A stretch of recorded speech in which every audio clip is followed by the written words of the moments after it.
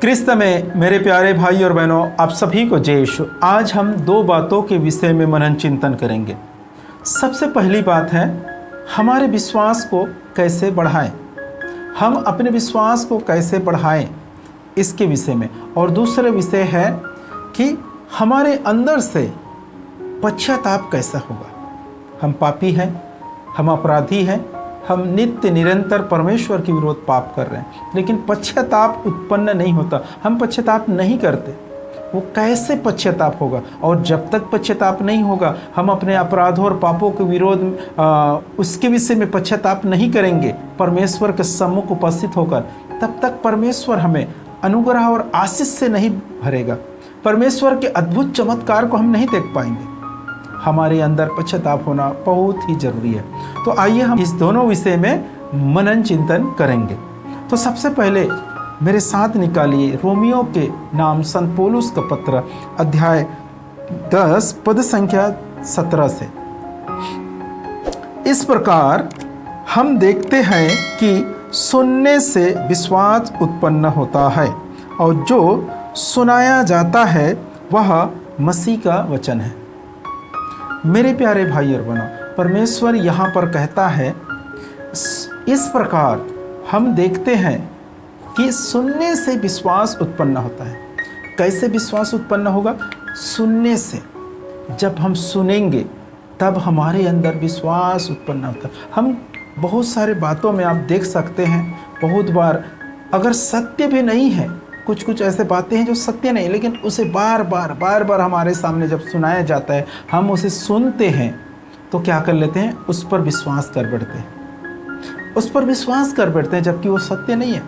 उसी के अनुसार मेरे प्यारे भाई और बहनों, हम अगर बार बार परमेश्वर के वचन को सुनेंगे तो हमारे अंदर क्या होगा? विश्वास उत्पन्न होगा। हमारे अंदर परमेश्वर के प्रति विश्वास उत्पन्न होगा। कब? जब हम परमेश्वर की वाणी को सुनेंगे। और हम सुनते कहाँ पर हैं? कलीसिया में सुनते हैं और प्रचारकों के मुंह से सुनते हैं।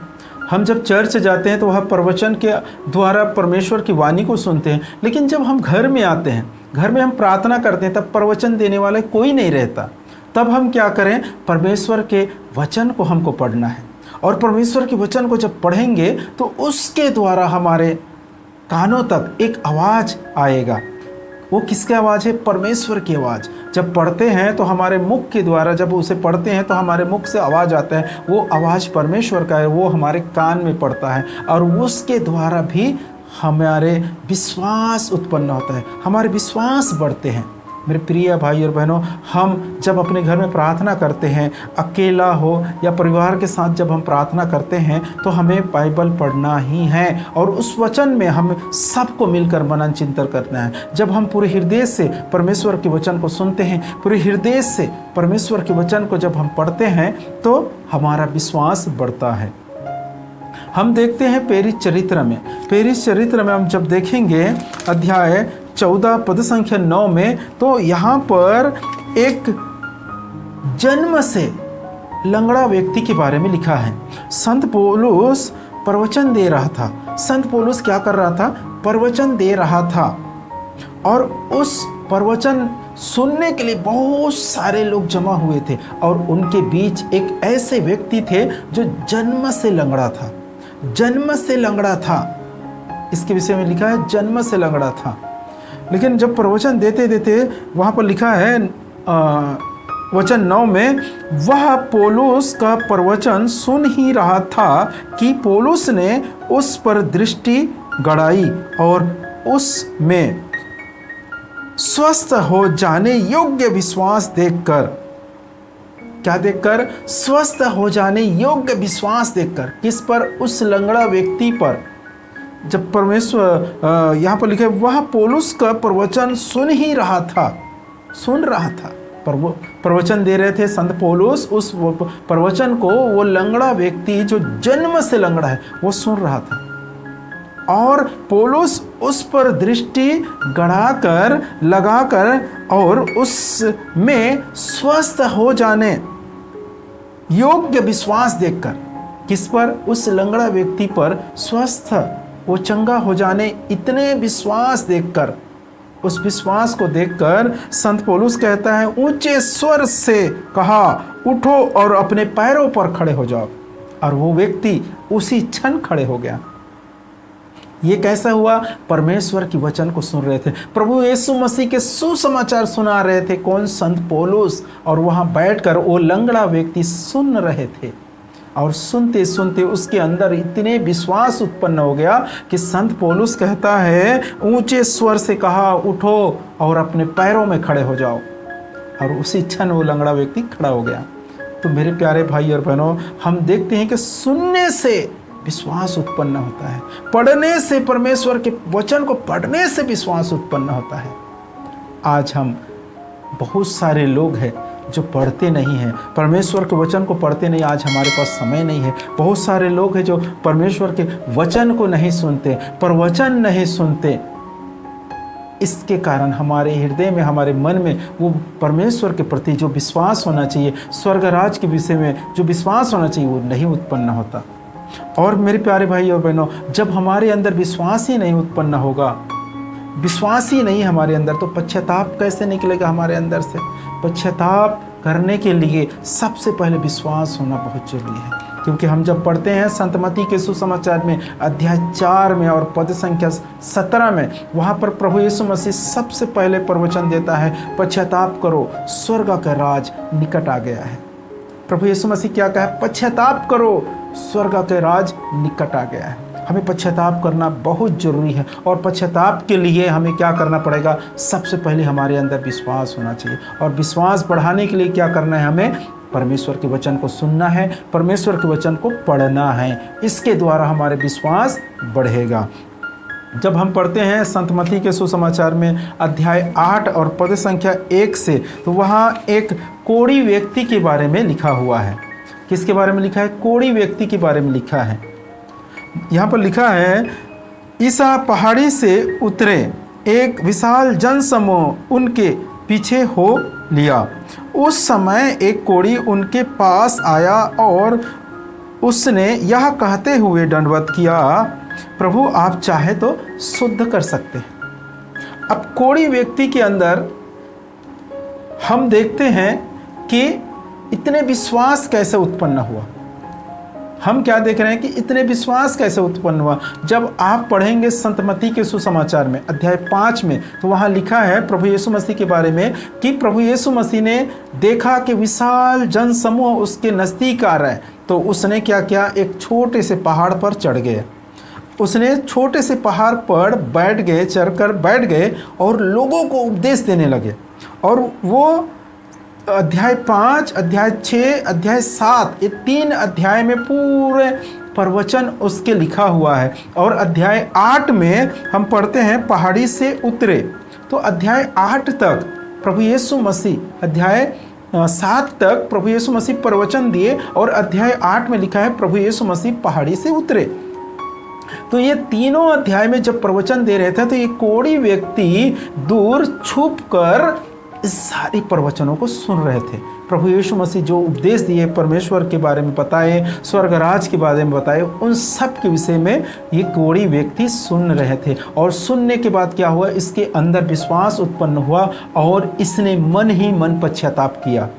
इस कोढ़ी व्यक्ति ने क्या किया? मन ही मन पश्चाताप किया कि प्रभु आप जो उपदेश दे रहे हैं, आप जो सुसमाचार सुना रहे हैं, आप जो परमेश्वर के वचन सुना रहे हैं, उन सब के विरोध मैंने अपराध किया है, मैंने पाप किया है, इसलिए मेरे ये दशा हो गया है, इसलिए इसके कारण से ही मेरे ऊपर ये कोप आया है, पाप के कारण मेरे ऊपर ये कोढ़ का अशुद्ध बीमारी आ चुका है और इसको मैं आज झेल रहा हूँ। इस प्रकार से उसने रो रो कर पश्चाताप किया है।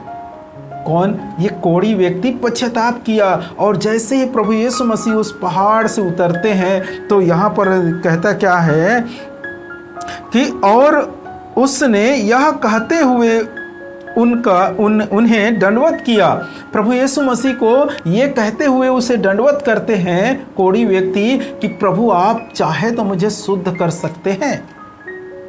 सोचो, अगर कोई व्यक्ति इस प्रकार से पश्चाताप ना करे और ऐसे कोई कहेगा कि प्रभु आप चाहे तो मुझे शुद्ध कर सकते हैं। उसके लिए उसके मन में क्या हुआ, सबसे पहले एक विश्वास उत्पन्न हुआ और उसके बाद उसने उस विश्वास के द्वारा, उस वचनों के द्वारा पश्चाताप किया उसने कि प्रभु सचमुच मैंने आपके विरोध, स्वर्ग के विरोध और आपके जो परमेश्वर के वचन सुना रहे हैं उसके विरोध मैंने अपराध किया है। और उसने रो रो कर, फुट फुट कर पश्चाताप किया। उसके बाद फिर आते हैं प्रभु यीशु मसीह के निकट और कहता है प्रभु आप चाहे तो मुझे शुद्ध कर सकते हैं। और प्रभु यीशु मसीह क्या कहते हैं कि हाथ बढ़ाते हुए कहता है कि मैं यही चाहता हूँ कि तुम सब शुद्ध हो जाओ। और उसका कोढ़ उसी क्षण अच्छे हो गया, उसके कोढ़ उसी क्षण दूर हो गया और वो स्वस्थ हो गया।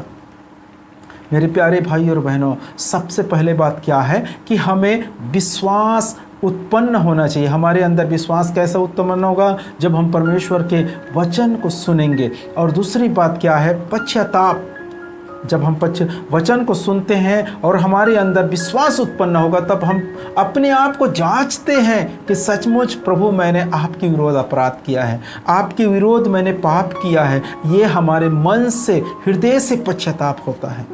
तब परमेश्वर की आशीष, परमेश्वर हमें छूता है, परमेश्वर हमें चंगाई देता है। कब, जब हम पश्चाताप करते हैं। बहुत सारे लोगों के बारे में तो ऐसा भी है, उन लोगों ने प्रभु यीशु मसीह के बारे में सुना, उनके वचनों को सुना और फूट फूट के रोने लगा।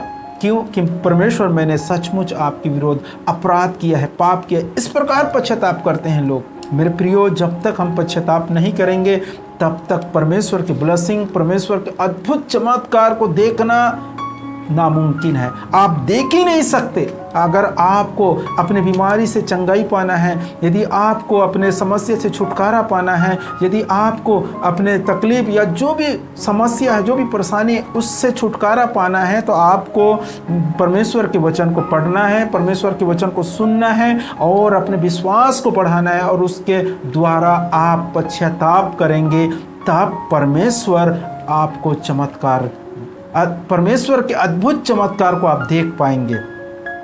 परमेश्वर के अद्भुत चमत्कार को अपने जीवन में अनुभव कर पाएंगे, उसके सामर्थ्य को आप अनुभव कर पाएंगे। मेरे प्रिय भाई और बहनों, आज आप में से जो भी विश्वासी, जिनके विश्वास कमज़ोर है, वो आज से ही परमेश्वर की वाणी को सुनना चालू करें, परमेश्वर के वचन को पढ़ना चालू करें और उसके द्वारा उसके मन में, उसके अंदर विश्वास उत्पन्न होगा और वो पश्चाताप कर पाएगा। वो ये कहेगा कि प्रभु मैं अपराधी हूँ। जिस प्रकार हमारे पिता दाऊद कहता है, मैं तो जन्म से अपराधी हूँ, अपने माता के गर्भ से ही पापी हूँ। इस प्रकार से हमारे पिता दाऊद पश्चाताप करता था। वो पश्चाताप हमें करना बहुत जरूरी है। जब हमारे अंदर से वो पश्चाताप निकलेगा, तब परमेश्वर के अद्भुत चमत्कार को हम देख पाएंगे। परमेश्वर पिता हम सबको भरपूर मात्रा में आशीष प्रदान करे। आप सभी को जय यीशु।